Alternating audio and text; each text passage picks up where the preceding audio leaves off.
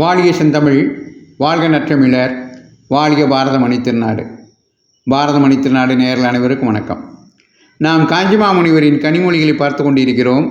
அந்த வரிசையிலே 149வது பகுதியாக புலனடக்கம், அதற்கு மனதடக்கம்தான் முடிக்கும் அப்படிங்கிற தலைப்பில் காஞ்சிமாமுனிவர் அருளியுள்ள கனிமொழிகளை பார்ப்போம்.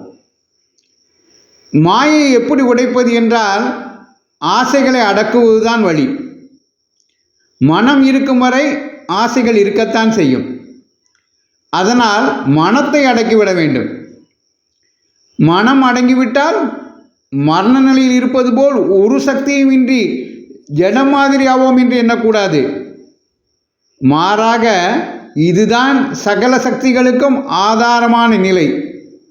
சாதாரணமாக ஏதாவது ஒரு அங்கத்தில் ஊனம் உள்ளவர்களுக்கு இன்னொரு அங்கத்தில் அதிக தீட்சண்யம் இருக்கும். பல வாய்க்கால்களில் ஒன்றில் ஜலத்தை அடைத்து திருப்பினால் இன்னொன்றில் அதிகம் நீர் பெருகுவது போல் ஓர் அங்கத்தில் ஊனம் இருப்பதே இன்னொன்றில் தீட்சண்யத்தை தருகிறது.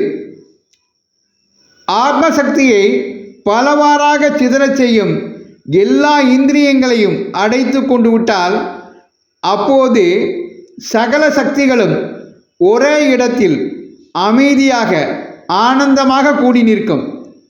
மிகுந்த சக்தியுடன் உலகுக்கு நல்லது செய்யலாம் என்று காஞ்சிமாமுனிவர் மனதை அடக்குவதன் மூலமாக புலன்களை அடக்கி அந்த புலனடக்கன் மூலமாக ஏராளமான ஆற்றலை பெற்று அதன் மூலமாக இந்த உலகத்திற்கு நாம் நல்ல பல சேவைகளை செய்ய முடியும் என்பதை அவருக்கே உரிய பாணியில் விளக்குகிறார்.